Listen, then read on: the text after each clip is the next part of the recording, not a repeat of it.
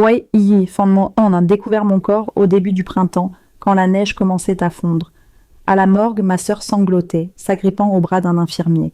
Son chagrin était si lourd, si palpable, qu'il semblait remplir la pièce stérile. À ses côtés, mon fiancé, Adrien Triotte, et mon demi-frère, Lucien Thienot, la réconfortaient doucement. Leurs visages étaient des masques de circonstance, graves et attentionnés. La température dans la salle était basse, mais elle ne pouvait rivaliser avec le froid mordant de la banlieue parisienne d'où l'on m'avait amené. Le givre sur les vitres dessinait des paysages d'un autre monde. Pourtant, quelque chose d'étrange se produisait. Sous la lumière crue des néons, ma peau d'un bleu cireux commençait à reprendre une teinte rosée. Mes chairs, raides comme le bois, semblaient retrouver leur élasticité.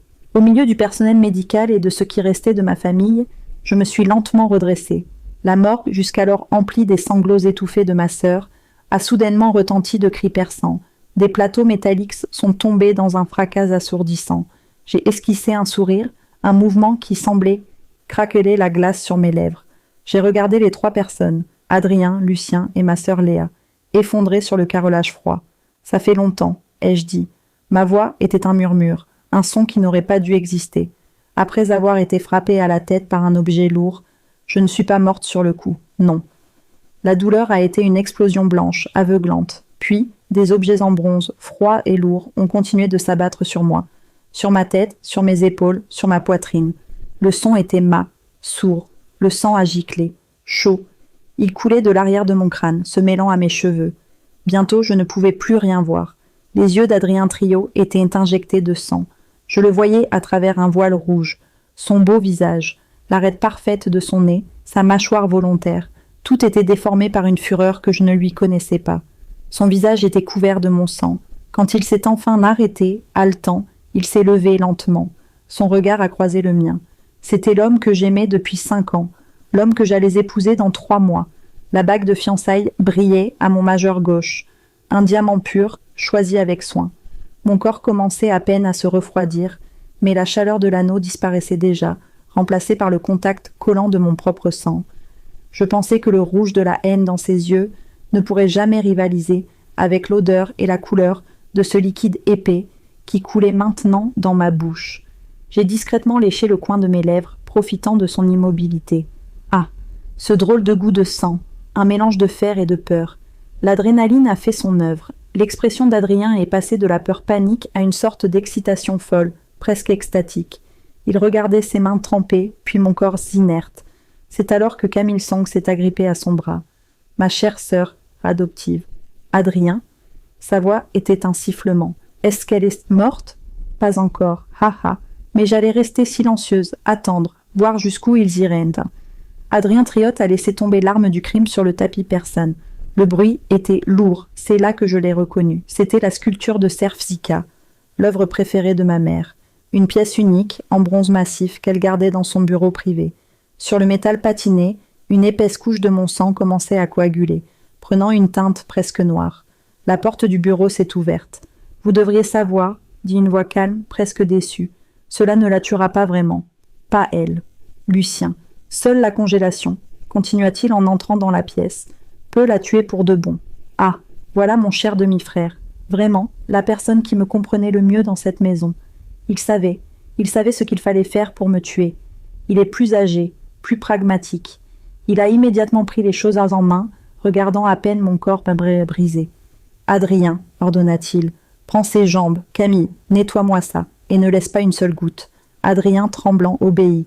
Lucien a donné des ordres précis à Adrien Triot pour jeter mon corps dans le congélateur. Je me souviens m'être demandé, il y a quelques jours à peine, pourquoi nous avions soudainement acheté un nouveau congélateur horizontal. Un modèle immense, industriel, installé dans l'ancienne cave à vin, Dieu merci. C'était pour moi. Ils m'ont traîné hors du bureau, laissant une trace humide sur le parquet. Ma tête heurtait les marches de l'escalier de service. 1, 2, 3, je comptais. La cave était froide, l'odeur de terre et de vin renversé. Ils m'ont soulevé. Adrien grognait sous l'effort. Mon corps était un poids mort. Ils m'ont basculé dans la cuve blanche. Le couvercle s'est refermé. Un clic, le bruit du verrou, puis le noir absolu et le bourdonnement du moteur qui se mettait en marche. Toutes les traces de sang ont été méticuleusement nettoyées, à l'étage. Un meurtre, le mien, venait d'être parfaitement dissimulé. Et le froid a commencé. OII, fin 2. Premier jour après ma mort. J'ai commencé à sentir une odeur désagréable. Ce n'était pas moi. Mon corps était trop froid pour pourrir. C'était l'odeur du plastique neuf du congélateur. Une odeur chimique, âcre, qui se mélangeait à quelque chose d'autre. Une odeur métallique. Mon sang. Mon sang qui avait gelé en une plaque sombre sous moi. Le froid était absolu. Il n'était plus une sensation, mais un état. Il avait pénétré mes os, mes muscles, mes organes. Il avait tout arrêté, sauf mon esprit. Mon esprit était parfaitement éveillé, clair, lucide, emprisonné dans un bloc de glace qui avait autrefois été mon corps. Deuxième jour après ma mort, ils sont venus, tous les trois, l'un après l'autre, comme des pèlerins venant se recueillir devant une idole brisée. J'entendais le bruit du verrou qu'on tire, le grincement sourd du couvercle qui se soulève. Une bouffée d'air moins froid entrait, portant leurs odeurs. Le parfum floral et les chairs de Camille, le tabac froid et le cuir de Lucien. L'eau de Cologne, coûteuse d'Adrien, mêlée à une odeur de sueur et de peur. Camille Song a été la première. La lumière de la cave était faible, mais elle suffisait pour que je voie l'expression de son visage penché au-dessus de moi. Un visage plein de haine. Ses yeux, habituellement si doux, si pleins de compassion feinte, étaient durs. Ils étaient remplis d'un dégoût et d'un ressentiment que je n'avais jamais vraiment voulu voir. « Tu n'as même pas besoin de mourir les yeux ouverts », cracha-t-elle. Sa voix était basse, furieuse. Elle parlait à mon cadavre, elle me parlait. « Ta mère m'a adoptée, mais ce n'était que pour que je devienne ton jouet, ton ami payé, ta dame de compagnie, pour que la petite Clara, riche et fragile, ne se sente jamais seule. » Elle tremblait de rage, une rage contenue depuis des années. « Pourquoi devrais-je être ton jouet, Clara ? Pourquoi ?» Elle a tendu la main, ses doigts fins, ceux d'une artiste, se sont approchés de mon visage. Elle voulait me fermer les yeux, un dernier geste de respect, ou peut-être juste pour effacer mon regard vide. Mais elle n'a pas pu, son pouce a buté contre ma paupière. Mon corps était dur comme du marbre, mes paupières étaient soudées par le gel. Rigide, elle a retiré sa main avec une exclamation de dégoût, comme si elle avait touché quelque chose d'impur, de venimeux. Elle n'a pas osé me toucher à nouveau. Frustrée, elle a frappé violemment le couvercle du congélateur. « Reste comme ça alors. Regarde. » Elle a refermé le couvercle, me replongeant dans le noir. Le bruit a résonné dans ma prison de glace. Le deuxième visiteur fut mon cher frère. Enfin, mon demi-frère. Lucien Thienot. Il est resté là un long moment, silencieux. Il ne bougeait pas. Il me regardait d'en haut. Son ombre couvrait entièrement la faible lumière. « Madame Thienot, commença-t-il enfin, son ton était monocorde, presque professoral, comme s'il répétait une leçon apprise par cœur. Il parlait de ma mère. Madame Thienot m'a ramené dans cette maison uniquement pour se venger de ma mère, pour lui prouver qu'elle pouvait réussir là où l'autre avait échoué. Il a eu un petit rire sec, sans joie. Maintenant, elle et sa précieuse fille sont toutes les deux mortes de ma main, ou presque. C'est ce qu'on appelle le karma. Chacun récolte ce qu'il a semé. Ah, si je n'avais pas été congelée, j'aurais éclaté de rire. J'aurais applaudi sa performance. Quelle ironie, quelle tragédie mal comprise. La mère de Lucien, il aimait tant déformer cette histoire, la transformer en un drame romantique. La prostituée de luxe trahie par un homme riche. La vérité était bien plus triste, et beaucoup moins glamour. Après avoir mis Lucien au monde, sa mère ne s'était jamais occupée de lui. Elle passait son temps à courir après des chimères, abandonnant son fils dans des appartements miteux. Quand ma mère l'a trouvé, il n'était qu'un enfant sauvage. Il vivait dans une ruelle près du marché d'Aligre, à Paris. Il portait des vêtements si sales qu'on ne pouvait plus en distinguer la couleur. Il se battait avec un chien errant pour un morceau de pain moisi. Je m'en souviens. Mère me l'avait raconté une seule fois, sa voix brisée par l'émotion. Quand elle lui a tendu de la nourriture, il l'a mordu. Il l'a mordu jusqu'au sang, comme un animal. Et elle l'a ramené à la maison. Non par vengeance, par pitié, par un sens du devoir tordu, peut-être, envers mon père, mais son père. Mais Lucien avait besoin de sa haine. C'était le moteur de sa vie. Et maintenant, il pensait avoir gagné. Il pensait avoir accompli sa grande vengeance. Il a refermé le couvercle, doucement, presque avec respect. Le troisième, Adrien, n'est pas venu ce jour-là. Il n'en avait pas le courage. Troisième jour après ma mort, Adrien est enfin venu, seul. Il n'a pas ouvert le couvercle. Il est resté dehors. Je l'entendais respirer. Une respiration rapide, saccadée, comme s'il venait de courir un marathon. Puis, je l'ai entendu pleurer. Pas les sanglots dignes qu'il réservait à ma sœur. Non, des sanglots d'enfant, des gémissements faibles, pathétiques. Clara, pardonne-moi. Sa voix était étouffée. Il devait avoir les mains sur son visage. Je ne voulais pas, vraiment. Il mentait, il le voulait. Peut-être pas le geste final, peut-être pas la vue du sang, mais il voulait le résultat, il voulait la fin. Camille m'a dit, elle a dit que tu savais, pour nous, que tu avais découvert. Il s'est interrompu, étranglé par un sanglot. Elle a dit que tu allais tout annuler, le mariage, l'héritage.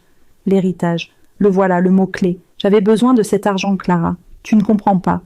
Ils allaient me détruire. Il parlait de ses dettes, des gens dangereux à qui il devait de l'argent, le casino de Deauville, des investissements douteux à Lyon. C'était toi ou moi, Clara, et j'ai choisi. Il n'a pas pu finir sa phrase. Il a vomi. J'ai entendu le bruit liquide sur le sol de la cave. Il est parti en courant, manquant de tomber dans les escaliers. J'ai souri dans le noir, un sourire gelé. C'était donc ça, l'amour de ma vie. L'homme pour qui j'aurais tout donné, réduit à un calcul de survie. Je n'étais qu'un dommage collatéral dans sa pathétique existence. La haine de Camille était pure, presque admirable dans sa constance. La vengeance de Lucien était tordue, basée sur un mensonge, mais elle était profonde. Mais la trahison d'Adrien, elle était juste lâche. Le froid était maintenant mon allié. Il engourdissait la douleur de la trahison. Il me laissait seulement la clarté. Une clarté coupante comme le diamant de ma bague, qui brillait faiblement sous une fine couche de givre. Oh aïe! J'ai 50 000 enfin, grâce à mes pièces. Essai fin 3.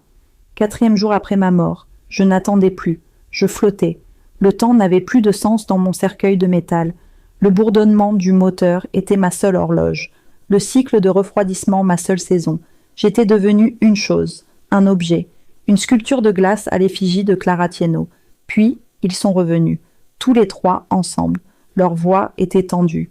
L'euphorie de l'acte, la panique et le chagrin fin des premiers jours s'étaient dissipés, laissant place à un problème logistique. Moi, on ne peut pas la garder ici éternellement, dit Lucien. Sa voix était basse, pragmatique, le chef des opérations. Le printemps arrive, la neige fond. Les gens vont commencer à poser des questions sur sa disparition. « Qu'est-ce que tu proposes ?» La voix d'Adrien était pâteuse. Il avait dû boire. « On la sort ? On l'enterre ?»« Trop risqué, » coupa Lucien. « Le sol dégèle, quelqu'un pourrait la trouver. Et le transport ? Non, il faut faire disparaître le corps. Définitivement. » Il y eut un silence. Je pouvais presque sentir leur cerveau tourner. « L'acide ?» suggéra Camille. Sa voix était claire, presque clinique. Mon Dieu, Camille, ma douce Camille, la petite fille que j'avais protégée des brutes à l'école, celle avec qui j'avais partagé mes secrets d'adolescente. C'est compliqué, répondit Lucien, et ça laisse des traces. J'ai une meilleure idée, la fonderie. La fonderie, l'atelier de ma mère, le cœur de notre fortune familiale située à la périphérie de Fontainebleau, au milieu de la forêt. Le grand four, continua Lucien. Il monte à plus de 1000 degrés. Il ne restera rien, absolument rien, juste quelques cendres que nous pourrons disperser dans la Seine. C'est parfait, dit Adrien, sa voix remplie d'un soulagement obscène. Il voulait que je disparaisse, que la preuve de son crime soit effacée de la terre. Nous le ferons ce soir, décida Lucien. La fonderie sera vide. Nous utiliserons le camion de livraison. Personne ne posera de questions. Il discutait de ma crémation illégale avec le calme de personnes planifiant un déménagement. Le couvercle était resté légèrement entr'ouvert. Il n'avait plus peur de moi. J'étais juste une chose à gérer. Une fente de lumière me permettait de voir en un bout de la cave. Je voyais leurs pieds, les bottes chères de Lucien, les escarpins élégants de Camille, les baskets de designer d'Adrien tachées de son propre vomi. Ils se sont rapprochés. J'ai vu Camille se pencher. Elle frissonnait. « J'ai froid ici, » dit-elle. « Bientôt ce sera fini, » la rassura Adrien. Il a posé sa main sur son bras. Un geste tendre, un geste qu'il m'avait réservé 1 million de fois. Et c'est là que je l'ai vu. Camille portait un manteau. La manche s'était légèrement relevée sous le contact d'Adrien. À son poignet, quelque chose brillait faiblement dans la lumière de l'ampoule nue de la cave. C'était un bracelet. Pas n'importe quel bracelet. Un bracelet en argent massif, lourd, gravé de motifs celtiques complexes. Un design unique. Je le connaissais. Je l'aurais reconnu entre 1000. C'était le bracelet de ma mère. Mon souffle se serait bloqué si j'avais encore respiré. Ma mère ne l'enlevait jamais. Jamais. C'était le dernier cadeau de son propre père. Elle le portait le jour de son mariage. Elle le portait quand elle sculptait. Elle le portait quand elle dormait. Il y a 15 ans, l'ancien atelier avait pris feu. Un incendie dévastateur. Ma mère avait été grièvement blessée, son visage marqué, ses mains brûlées. Mais le bracelet, l'histoire officielle, était qu'il avait été perdu dans les flammes, fondu, disparu. Mère avait pleuré sa perte plus que ses propres blessures. Elle disait que c'était son porte-bonheur et que sa perte annonçait des temps sombres. Elle n'avait jamais cessé de le chercher dans les décombres. Et maintenant, il était là, au poignet de Camille Sang. Une question, froide et tranchante, comme la glace qui m'emprisonnait, a traversé mon esprit. Pourquoi Camille a-t-elle ce bracelet? Ce n'était pas un bijou qu'on trouve par hasard. Ce n'était pas quelque chose que mère aurait donné, même à sa fille adoptive préférée. Surtout pas ce bracelet. Il n'y avait qu'une seule façon pour Camille de l'avoir. Elle ne l'avait pas trouvé, on le lui avait donné. Mais qui et quand? Une pensée plus terrifiante encore que le four de la fonderie, plus froide que le congélateur, a commencé à germer. Lucien parlait de Madame Thienot au passé. Elle et sa précieuse fille sont toutes les deux mortes de ma main. Mais, et si ce n'était pas vrai, et si ma mère n'était pas morte? J'ai repensé à l'histoire de Lucien. Sa haine était dirigée contre ma mère bien plus que contre moi. Mon meurtre n'était qu'un dommage collatéral. Le véritable objectif, c'était elle. Et si l'incendie d'il y a 15 ans n'était pas un accident? Et si ma mère? Non. C'était impossible. J'avais vu son désespoir après l'incendie. J'avais vu ses cicatrices. Mais le bracelet était là. Une preuve tangible que quelque chose clochait. Une pièce d'un puzzle que je n'avais jamais su qu'il existait. Camille. Ma douce, ma rancunière Camille. Elle détestait ma mère autant que moi. Elle la voyait comme la source de son humiliation. La grande dame qui lui donnait les restes de sa fille. D'où venait ce bracelet? Le couvercle s'est refermé, le clic du verrou. J'étais de nouveau dans le noir. Mais cette fois, ce n'était plus le noir de la mort. C'était le noir d'une attente. Ils allaient me sortir. Ils allaient me transporter à la fonderie. Et pour la première fois, depuis que j'avais senti le bronze froid sur mon crâne, je ne voulais plus mourir. Je devais savoir. Oa 2, fan 1. Je ne sais pas combien de temps s'est écoulé, des jours, une semaine, le temps n'existait plus. Mon univers était le noir, le froid et le bourdonnement constant du moteur. C'était ma berceuse funèbre. Puis, le son s'est arrêté. Le silence est tombé, si soudain, si absolu qu'il m'a semblé plus bruyant que le moteur. Un silence total. Le froid était toujours là, mais il n'était plus entretenu. Il n'était plus actif. Il devenait une chose morte. Et sans le froid actif, autre chose a commencé. Une douleur. Elle a commencé dans ma poitrine. Pas une douleur aiguë, mais une sensation de piqûre. Une simple épingle, puis 10, puis 1000. Des milliers d'aiguilles de glace qui s'enfonçaient dans mon cœur, dans mes poumons. Mes nerfs se réveillaient. J'ai voulu crier, mais ma gorge était un bloc de glace. Mes cordes vocales étaient gelées. Je n'avais pas de souffle. La douleur s'est propagée. Elle a rampé le long de mes bras, le long de mes jambes. C'était une agonie lente, une torture exquise. C'était la vie qui revenait, et la vie était une souffrance intolérable. C'est le retour de la circulation sanguine, ai-je pensé, avec une clarté clinique terrifiante. Le sang, gelé et stagnant, commençait à fondre. Il essayait de bouger dans des veines et des artères qui étaient comme du verre. J'ai senti le givre sur mon visage commencer à fondre. De l'eau a coulé dans mes yeux, ouverts et fixes. On aurait dit des larmes, mais c'était juste de la glace fondue. Je n'étais plus un bloc de marbre. J'étais une statue qui dégèle. La panne de courant, une simple panne de courant, dans cette grande maison de la banlieue de Meudon, si moderne, si parfaite. Une simple coupure, peut-être un orage de printemps précoce, avait arrêté le cœur de ma prison. Il ne m'avait pas encore déplacé. Il devait attendre le bon moment. Il préparait la fonderie. J'étais toujours là, dans la cave. La douleur est devenue insupportable. C'était le feu gelé. Chaque cellule de mon corps hurlait, et avec la douleur est venue une impulsion. Bouge. J'ai essayé de bouger mon index gauche, celui avec la bague. Rien. Mon cerveau envoyait un ordre, mais le message se perdait dans un désert de glace. J'ai essayé encore. J'ai concentré toute la haine, toute la rage, toute la curiosité froide sur ce seul doigt.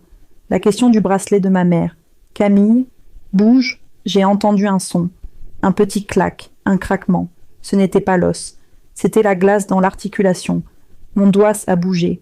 D'1 millimètre, une victoire. La douleur a redoublé, mais maintenant, elle avait un but. J'ai recommencé.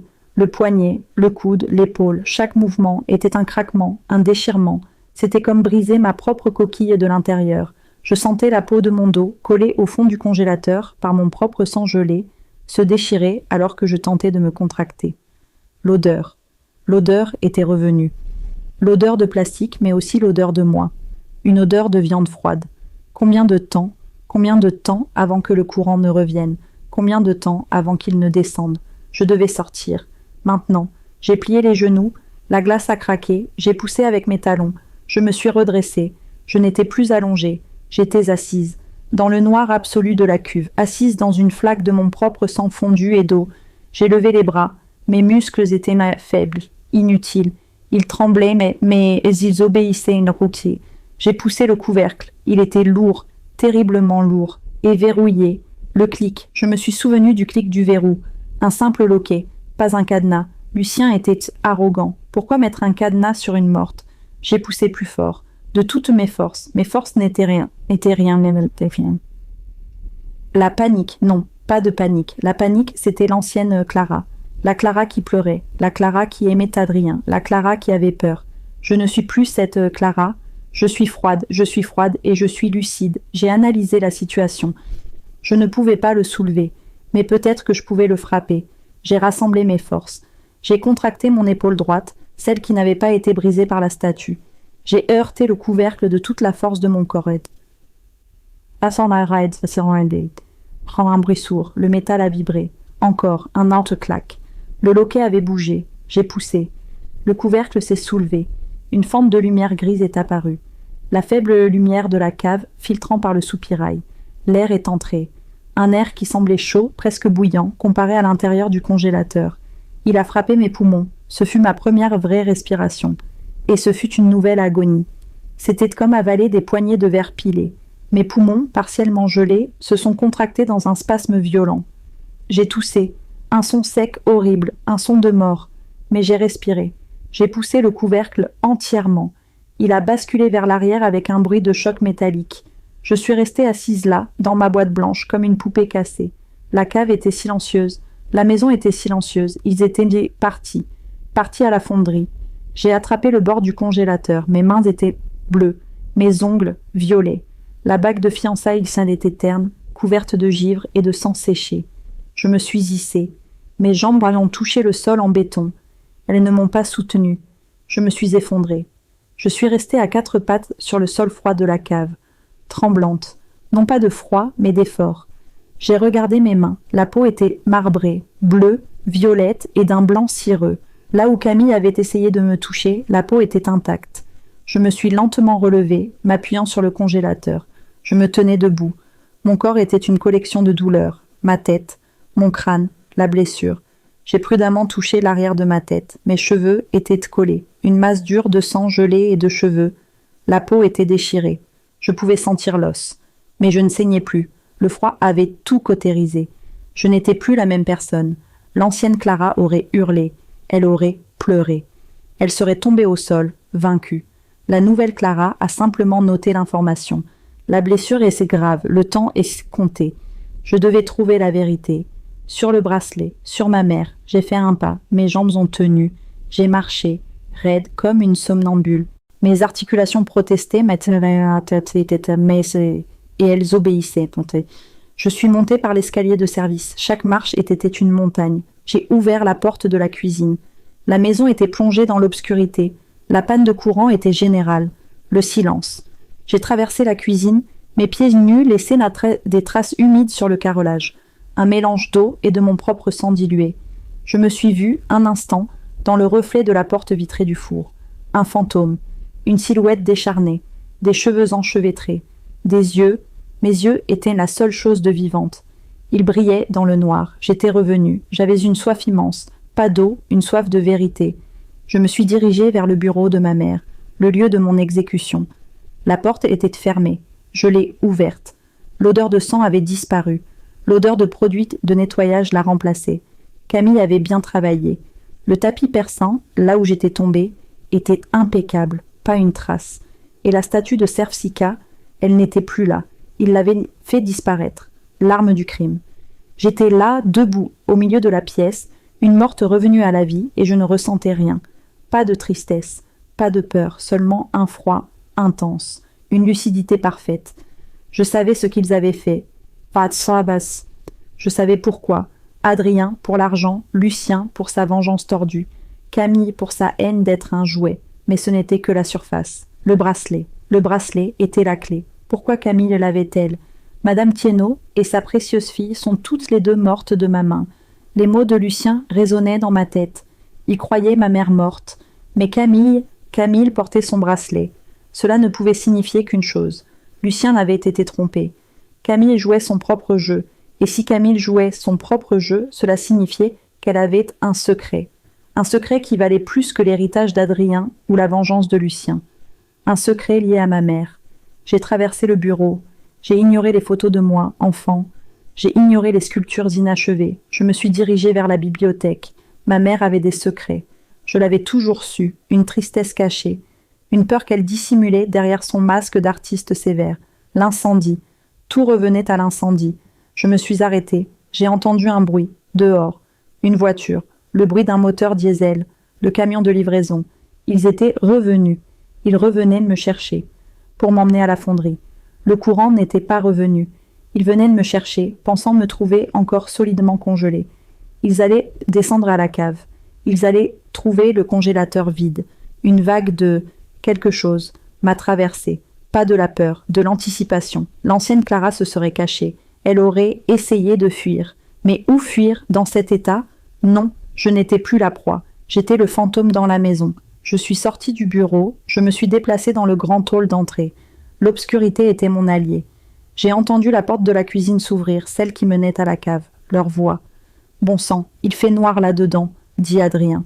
Sa voix tremblait. « Tais-toi et allume ta lampe de poche », grogna Lucien. « Prenons-la et partons d'ici. » J'ai entendu leurs pas lourds descendre les escaliers. Je suis restée immobile dans le noir du salon, près de la grande cheminée de marbre.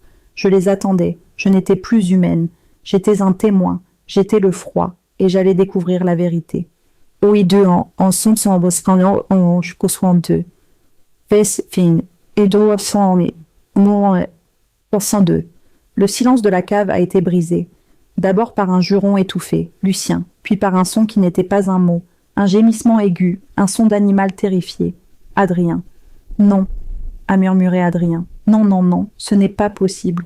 Elle est partie, a constaté Lucien. Sa voix était plate, vidée de toute émotion. Un vide plus terrifiant que la colère. La porte, balbutia Adrien, sa lampe de poche tremblant, en voyant des éclairs de lumière danser sur les murs humides. La porte de la cave était verrouillée de l'intérieur de la cuisine, n'est-ce pas? On l'a verrouillée. Dis-moi qu'on l'a verrouillée. Bien sûr qu'elle était verrouillée, imbécile, a sifflé Camille. Sa voix était tranchante.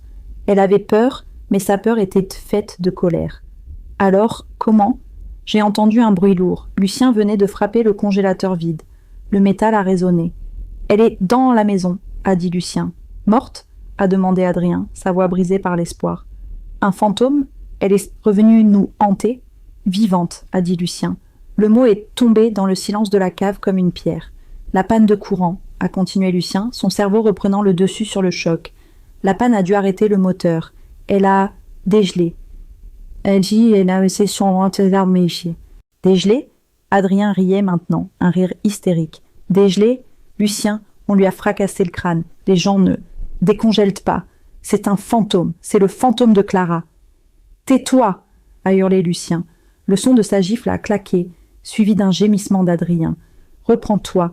Si elle est vivante, elle est blessée. Elle est faible. Elle n'a pas pu aller loin. Et si c'est nous qu'elle attend? A murmuré Camille. J'ai souri dans le noir du salon. Oui, Camille, c'est exactement ça. J'ai entendu leurs pas remonter l'escalier. Lents, cette fois. Hésitants. 3 personnes. Un meurtrier lâche. Une traîtresse envieuse. Un cerveau rempli de haine. Et moi. Les faisceaux de leurs lampes de poche ont balayé la cuisine. Séparez-vous, a ordonné Lucien. Adrien, tu prends l'étage. Camille, l'aile ouest. Je prends le rez-de-chaussée. Et le bureau. Trouvez-la. Seul, a gémi Adrien. Je ne vais pas monter là-haut seul. Vas-y.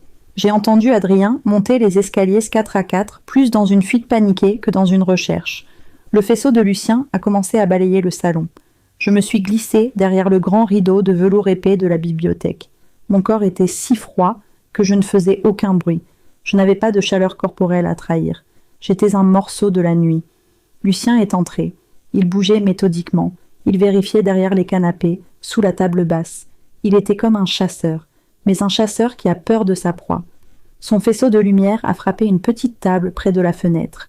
Dessus, il y avait un objet, une petite sculpture en jade, un oiseau, un cadeau qu'Adrien m'avait fait il y a des années, après notre premier voyage. Ma main a bougé. Elle n'a pas tremblé. Ce n'était pas un accident. Ma main, bleue et raide, a poussé la sculpture. Elle est tombée sur le parquet avec un bruit sec et clair. Lucien s'est figé. « Qui est là » a-t-il appelé. Sa voix était tendue mais forte. Je n'ai pas bougé. Il a lentement approché sa lampe de l'endroit où j'étais, le rideau. À l'étage, j'ai entendu un cri. « Adrien !»« Ah, j'ai vu quelque chose. Lucien a hésité. Il m'a regardé, enfin, il a regardé le rideau, puis il a levé les yeux vers le plafond. Le cri d'Adrien l'a emporté. La panique était contagieuse. « Adrien, reste où tu es. » Il est sorti du salon en courant, je l'ai entendu monter les escaliers. Je suis sorti de ma cachette. J'ai regardé la petite sculpture de jade brisée sur le sol, un oiseau à l'aile cassée. Comme c'est approprié. La maison était maintenant leur piège. J'ai entendu leur voix à l'étage. Ils s'accusaient mutuellement. « C'était toi !» criait Adrien. « C'était ton idée, Lucien. Seule la congélation peut la tuer. Regarde maintenant, elle est revenue. »« La ferme !» hurlait Lucien. « C'est ta lâcheté qui nous met dans ce pétrin. Tu n'as même pas pu la tuer proprement. »« Et toi, Camille ?» La voix d'Adrien était pleine de venin. « Tu étais si calme, si froide. Tu la détestais plus que nous tous. » Le silence de Camille fut sa seule réponse. J'ai traversé le hall. Je n'allais pas monter. Je n'étais pas assez forte pour un affrontement. Et je m'en fichais. Mon objectif n'était pas de leur faire peur. Mon objectif était le bracelet. Mon objectif était de comprendre pourquoi Camille, qui détestait ma mère, portait le seul bijou qu'elle n'aurait jamais dû avoir. Je n'étais plus dans leur jeu. Je n'étais plus la victime dans leur drame de cupidité et de vengeance. J'étais dans le mien. J'ai repensé au plan de la maison, cette vieille bâtisse, pleine de secrets, construite par mon arrière-grand-père. La fonderie, l'incendie. 15 ans. Camille avait été adoptée juste après l'incendie. Lucien avait été ramené à la maison juste avant. Tout était lié. Ma mère, elle avait un atelier secret. Pas celui du bureau, pas la grande fonderie. Un petit atelier personnel où elle gardait ses erreurs, disait-elle. Elle se cachait là quand mon père était en colère. Elle s'y cachait après l'incendie, quand ses mains étaient trop brûlées pour tenir ses outils. J'étais la seule à connaître cet endroit. Je me suis dirigée vers l'aile est, loin de leurs cris.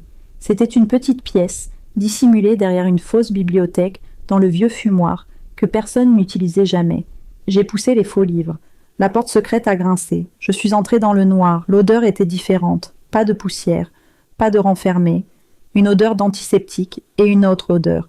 Une odeur de maladie. J'ai entendu une respiration. Ce n'était pas la mienne, c'était le son faible, régulier, mécanique d'un respirateur. Mon cœur, ce cœur mort et gelé, a semblé s'arrêter une seconde fois. J'ai avancé dans le noir, mes mains tâtant le vide. Mes doigts ont touché quelque chose de froid. Du métal, le rail d'un lit médicalisé. Et puis, j'ai touché une main chaude, une main vivante. Une voix derrière moi m'a fait sursauter. Je me demandais quand tu comprendrais. Le son d'un briquet, une flamme a jailli du vide. Le visage de Camille Song est apparu dans la lueur. Elle tenait une bougie, et derrière elle, dans le lit, éclairée par la flamme dansante, se trouvait une femme. Une femme aux cheveux blancs, aux yeux fermés, un tube de respiration dans la gorge. Son visage était un masque de cicatrices. Les cicatrices de l'incendie. C'était ma mère, Madame Thienot, vivante. Oa2, c'est pas Oa2. Fin de 3, le monde s'est arrêté. Le son du respirateur était un sifflement régulier. Faf, clac, faf, clac. Le seul son de la vie dans cette pièce. Ma mère, elle n'était pas morte dans l'incendie, il y a 15 ans. Elle était là. La femme dans le lit a tourné la tête, un mouvement infime. Ses yeux se sont ouverts. Ils étaient d'un bleu laiteux, vide. Elle ne voyait rien. Elle était vivante, mais elle n'était pas là. Un état végétatif. J'ai regardé Camille, la bougie vacillait, projetant des ombres monstrueuses sur son visage. Elle était d'un calme terrifiant. Elle n'avait plus peur de moi. Elle n'avait plus peur de Lucien, ni d'Adrien. Elle était la maîtresse de ce lieu. « Tu comprends, n'est-ce pas ?» dit-elle. Sa voix était douce. Je n'ai pas pu parler. Ma gorge était encore gelée. J'ai fait un son, un râle. Camille a souri. « C'est vrai. Tu ne peux pas parler. C'est dommage. J'aurais aimé entendre ta voix quand tu la verrais. » J'ai levé ma main bleue. J'ai pointé mon doigt vers son poignet, vers le bracelet en argent. Son sourire s'est élargi. « Ça ?» Elle a levé sa propre main, admirant le bijou qui brillait à la lueur de la bougie. Je l'ai pris sur elle, le jour où je l'ai trouvé. Ma question était dans mes yeux. Quand ? Oh, il y a longtemps, Clara. Juste après l'incendie. Elle a commencé à marcher dans la petite pièce, sa bougie éclairant des équipements médicaux, des poches de perfusion, des moniteurs éteints. Tout le monde la croyait morte.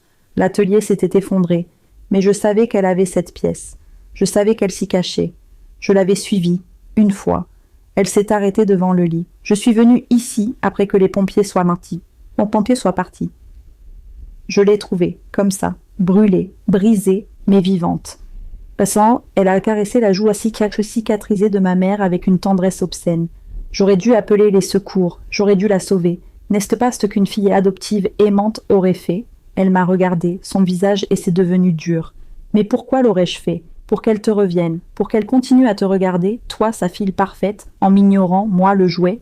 Elle s'est penchée vers ma mère. Alors, je l'ai gardée, je l'ai cachée, j'ai appris à la soigner.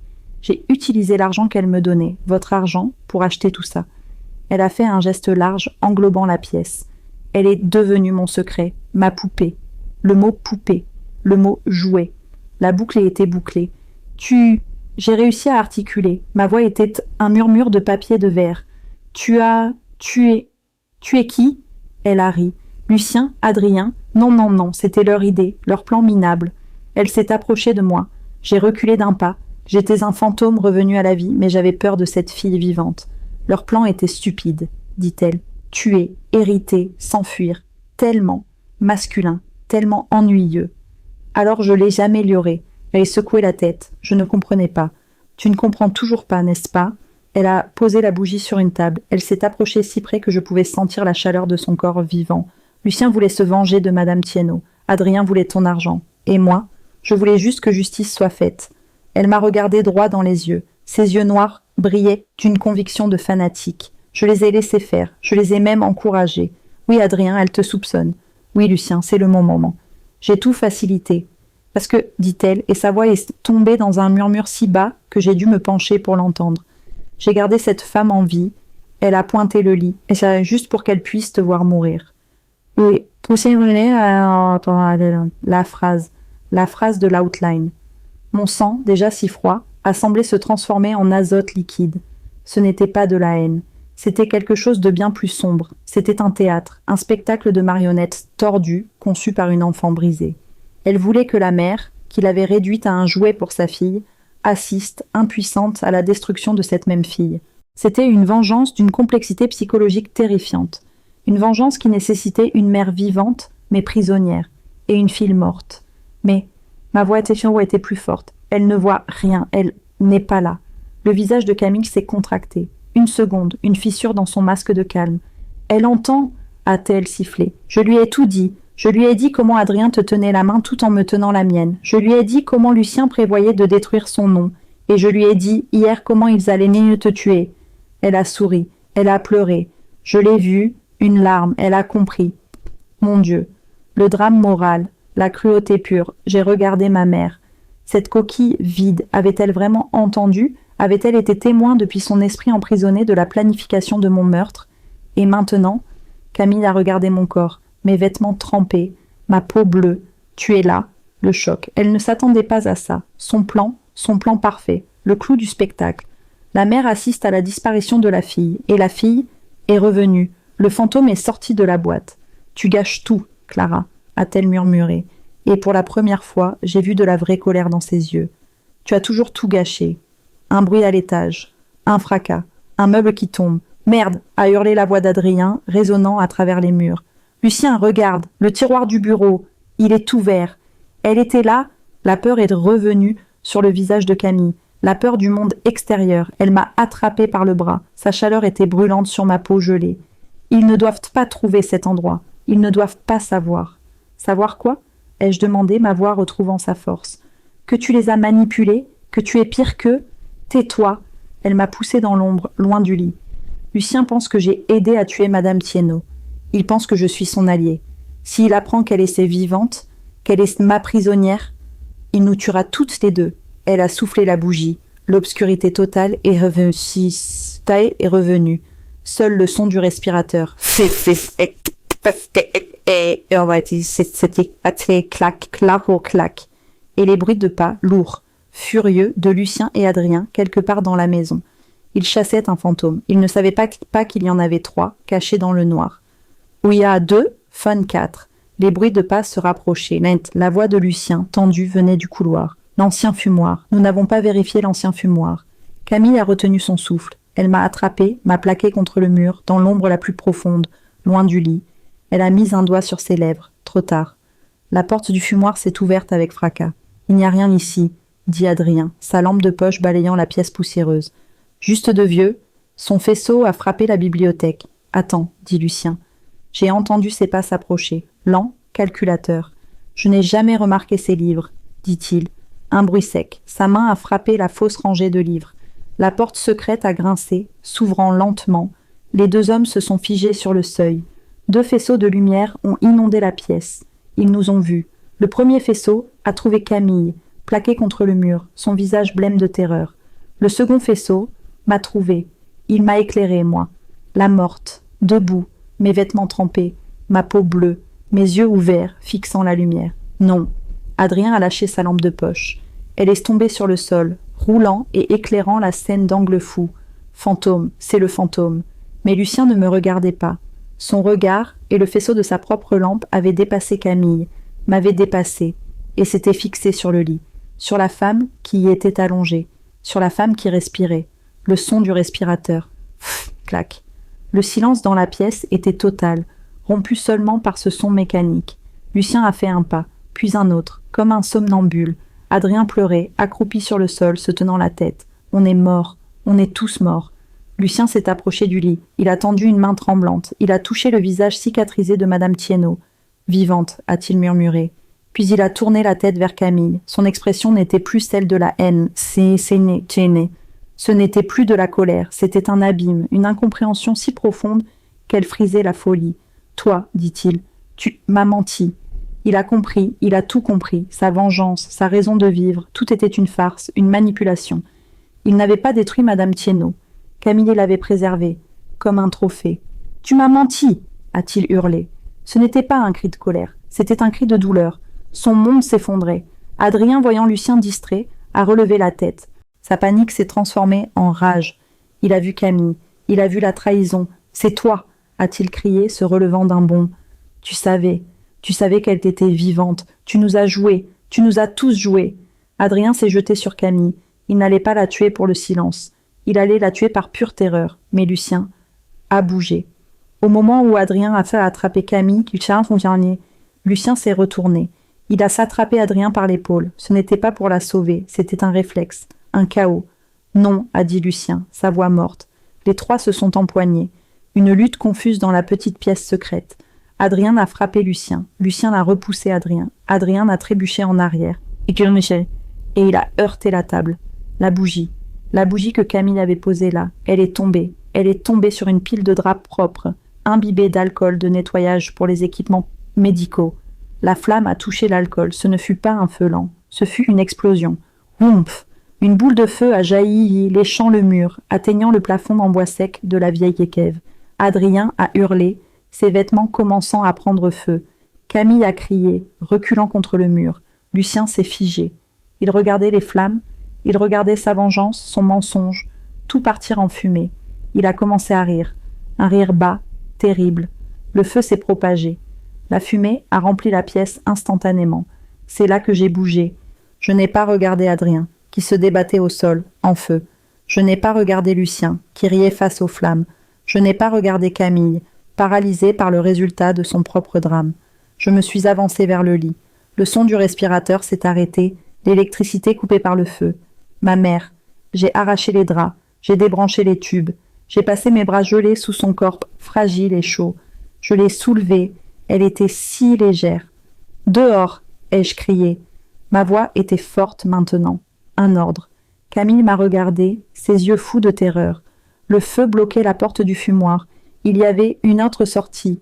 La trappe, la vieille trappe qui menait à l'extérieur, là où l'on livrait le bois, autrefois. J'ai porté ma mère vers cette trappe. Je l'ai poussée. Elle a cédé, s'ouvrant sur l'air de la nuit. Un air froid de printemps, l'odeur de la neige fondue. J'ai poussé ma mère à travers l'ouverture. Je l'ai fait glisser sur l'herbe humide et la neige sale. Je suis sortie juste après elle. Je l'ai tirée plus loin de la maison, alors que les flammes commençaient à sortir de la fenêtre du fumoir. La maison brûlait. Adrien et Lucien étaient toujours à l'intérieur, disparus, consumés par le secret qu'ils avaient essayé de cacher. Camille est sortie en trébuchant après moi, toussant, de la suie sur le visage. Elle s'est effondrée à genoux, regardant le feu. Je me suis agenouillée sur le sol. La neige fondait sous mes genoux. J'ai posé ma mère sur l'herbe. Je l'ai regardée. La fumée, la chaleur, quelque chose l'avait réveillée. Ses yeux laiteux se sont tournés vers moi. Ils n'étaient plus vides, elle me voyait, elle a vu mon visage. Mes cheveux, ma peau bleue, ses lèvres, craquelées et sèches, ont bougé. Un son est sorti, un murmure, si faible. J'ai penché mon oreille vers sa bouche. Sa voix était comme une feuille morte. Ne répète pas mes erreurs. Une larme, la même larme que Camille avait vue. Elle a coulé de son œil, traçant un chemin propre sur sa joue, marqué par les cicatrices. Puis, elle a expiré. Un long, dernier souffle. Son corps s'est détendu. La femme qui était restée prisonnière pendant 15 ans était partie. Elle était vraiment morte. Je suis restée là, à genoux dans la neige fondue, la maison en feu illuminant la scène d'une lumière orange et terrible. J'ai regardé le corps de ma mère. J'ai regardé mes mains, des mains qui auraient dû être mortes. J'ai levé les yeux vers le ciel nocturne. J'étais revenue. Mais pourquoi? Ouatré, Fan 1, le son des sirènes est arrivé en premier. Un hurlement dans la nuit froide se rapprochant. Je n'ai pas bougé. Je suis restée agenouillée à côté du corps de ma mère, ma main posée sur son front. Elle était encore chaude. Ou peut-être était-ce la chaleur de l'incendie qui nous léchait le visage. La maison était une torche, une fournaise géante qui illuminait la forêt de Meudon, faisant fondre la neige tout autour, créant des rivières de boue et de cendres. Les gyrophares bleus et rouges ont dansé sur la Seine. Ils ont peint mon visage, le corps de ma mère, et la silhouette de Camille recroquevillée sur elle-même, balançant son corps d'avant en arrière, en marmonnant des choses incohérentes. Le congélateur, elle est sortie. La poupée, tout brûle. Des hommes en uniforme ont couru vers nous. Les pompiers se sont dirigés vers le brasier. Et les ambulanciers sont venus vers nous. « Madame, vous allez bien ?» Un ambulancier s'est agenouillé devant moi. Il a vu mes vêtements, trempés, mon sang gelé, ma peau bleue, puis il a vu mes mains. Mes mains étaient rouges, la peau était boursouflée. J'avais des brûlures réelles, fraîches, acquises en tirant ma mère du feu. Ironique, la morte revenue du gel, marquée par le feu. J'ai pointé ma mère. Ma voix s'est brisée. Elle est partie. Ils l'ont prise en charge. Ils ont fait les gestes qu'il fallait. Ils ont constaté le décès. Ils ont enveloppé Camille dans une couverture de survie. Elle se débattait. Non, pas le fantôme. Laissez-moi. Ils m'ont enveloppée aussi. La couverture crissée sur ma peau, encore à moitié gelée. Puis les policiers sont venus. « C'est vous, Clara Tienot ?» J'ai hoché la tête. Le policier a froncé les sourcils. On vous croyait disparu. J'étais retenue, ai-je dit. J'ai commencé à trembler. Ce n'était pas le froid, c'était le choc. La vie qui revenait, la vraie vie, avec ses conséquences. Qu'est-ce qui s'est passé, mademoiselle Tienot? Je ne pouvais pas leur dire la vérité. Qui m'aurait cru que mon fiancé m'avait assassiné, que mon frère avait ordonné de me congeler, que j'étais revenue à la vie grâce à une panne de courant? Non, j'ai raconté une histoire, une version des faits. Adrien et Lucien. J'ai commencé, ma voix tremblante, ce qui n'était pas difficile. Ils m'ont attaqué. Ils voulaient l'argent. J'ai montré la blessure à l'arrière de ma tête. Les ambulanciers s'en sont occupés, leurs yeux s'écarquillant devant la gravité de la plaie cautérisée par le gel. Ils m'ont enfermé, dans la cave. Je n'ai pas précisé dans quoi. Et l'incendie? Je me suis libérée, ai-je continué, les larmes coulant maintenant, de vraies larmes, chaudes. J'ai entendu ma mère. Je savais qu'il lui faisait du mal. Camille était avec eux. Je ne savais pas si c'était un mensonge ou une vérité. C'était les deux. Je suis allée dans la pièce secrète, là où il la gardait. Il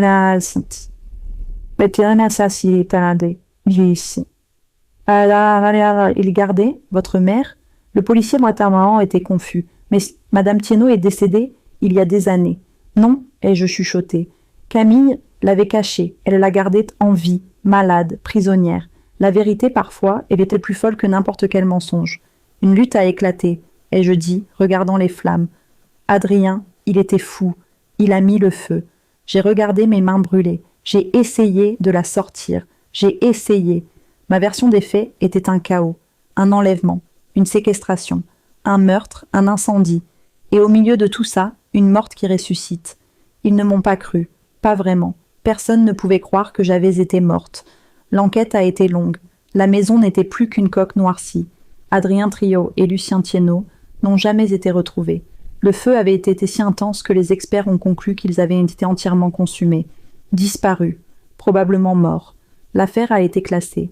Camille Song a survécu, mais son esprit était brisé.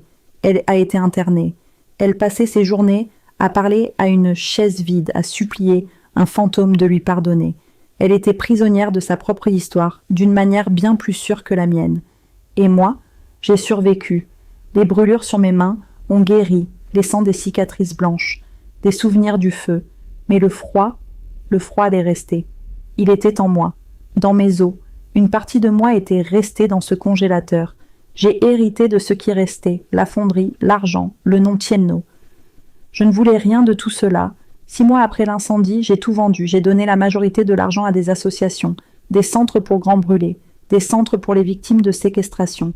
J'ai changé de nom. Je ne suis plus Clara Thienot. Je suis devenue Hélène. Juste Hélène. J'ai déménagé.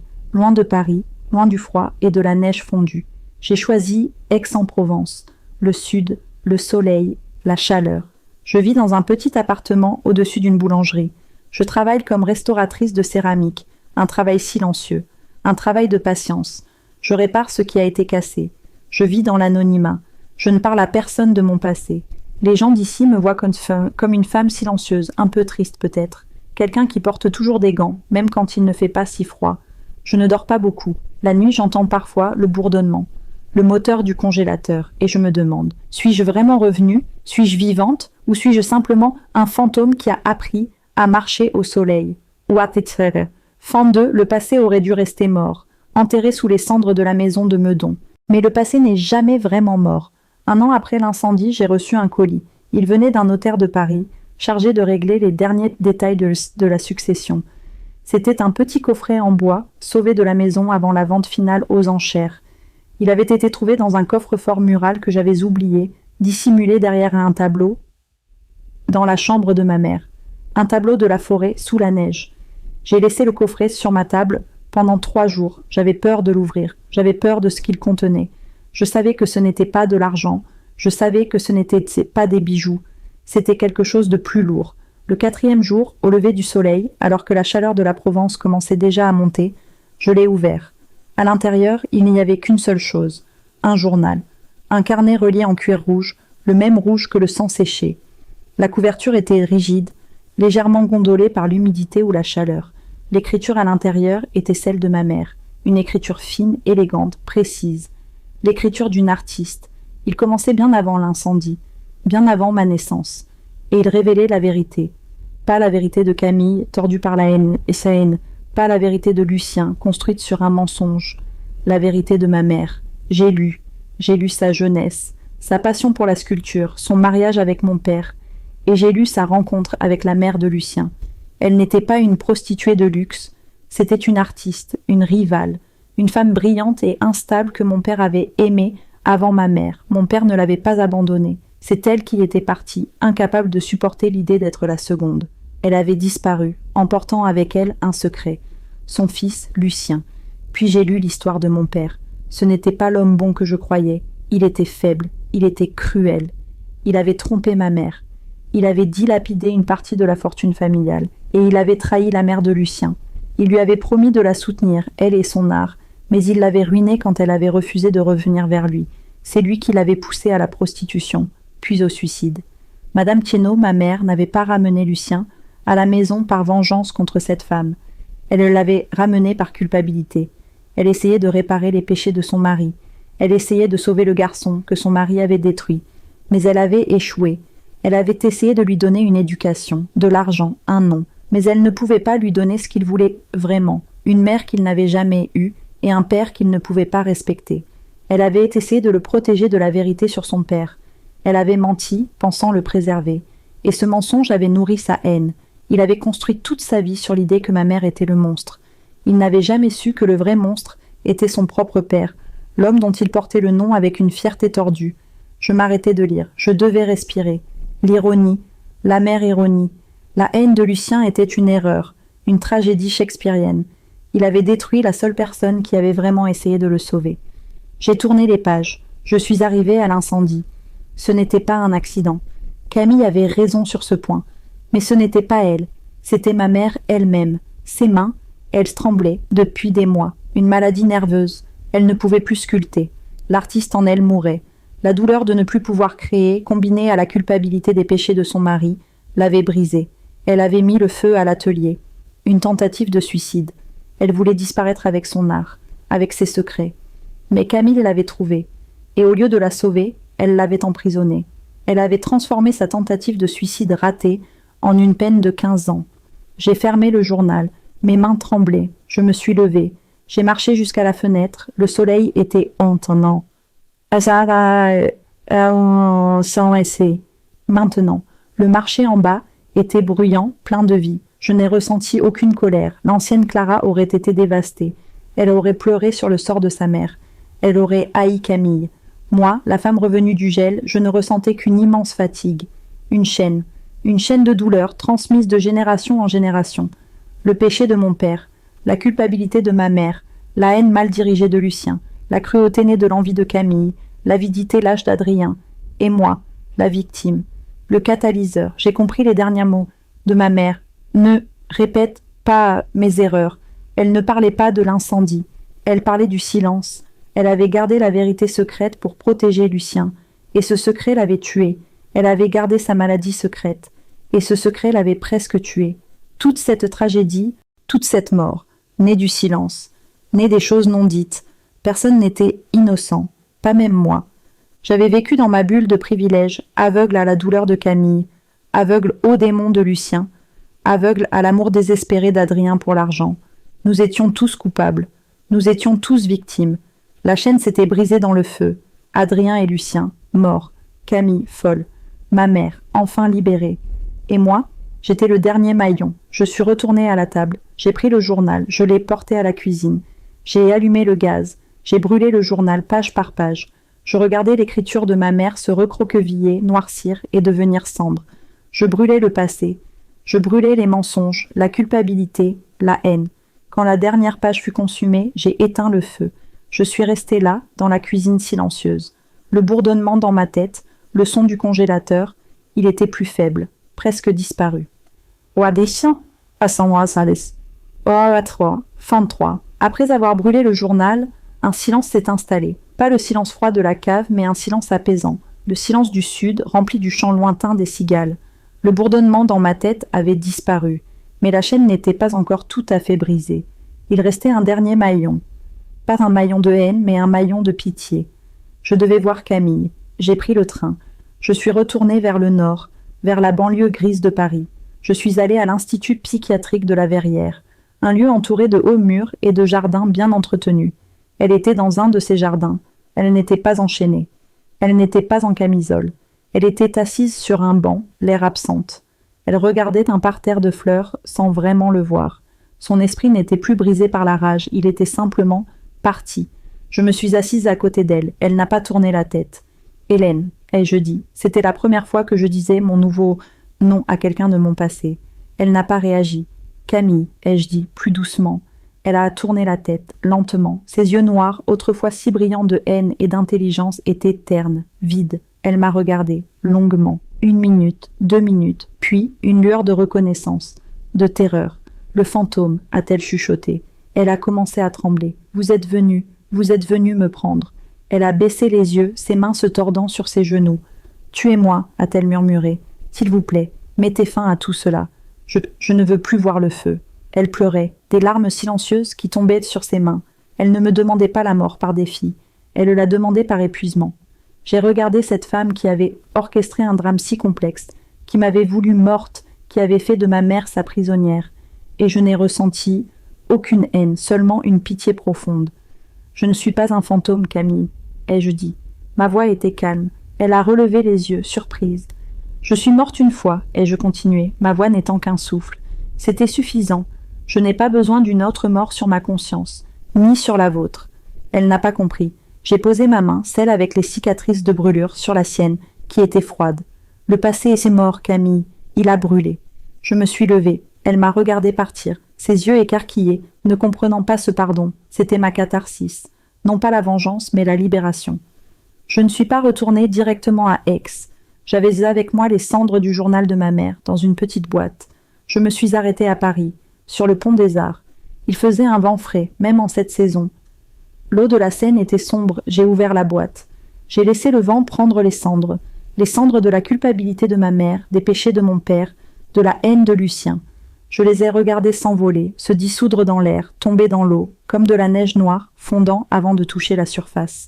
J'ai jeté la boîte vide dans le fleuve, j'étais libre. De retour à Aix-en-Provence, mon appartement me semblait plus lumineux. La chaleur était bienvenue. J'ai regardé le coffret en bois que le notaire m'avait envoyé, celui qui avait contenu le journal. Il y avait quelque chose au fond, quelque chose que je n'avais pas remarqué, enveloppé dans un morceau de velours. Je l'ai sorti, c'était une sculpture, une petite sculpture en bronze, parfaitement polie, un cerf Sika. Ce n'était pas la grande statue du bureau, l'arme du crime. C'était une version plus petite, plus intime. L'original, celle que ma mère gardait, non pas comme une œuvre d'art, mais comme un talisman. Mes doigts, ceux qui avaient été gelés, ceux qui avaient été brûlés, ont exploré le métal. J'ai senti quelque chose. Sous le socle, gravée si finement qu'elle était presque invisible, il y avait une phrase. L'écriture de ma mère. Ne laissez pas le passé geler votre cœur. J'ai regardé la statue. J'ai lu la phrase encore et encore. Ce n'était pas un adieu. Ce n'était pas un aveu de défaite. C'était un avertissement, un message, un dernier acte d'amour. L'arme du crime, le symbole de ma mort, avait toujours été un message de vie. Le message n'était pas pour le monde, il était pour moi. Ma mère avait créé ce cerf pour symboliser la renaissance, le printemps après le plus dur des hivers. J'ai souri, un vrai sourire. Peut-être que moi aussi, seulement, je suis revenue avec un cœur qui, enfin, avait dégelé. J'ai posé la petite statue sur mon rebord de fenêtre, là où elle pourrait attraper le soleil provençal. Je me suis retournée, et pour la première fois, j'ai vraiment senti la chaleur sur mon visage.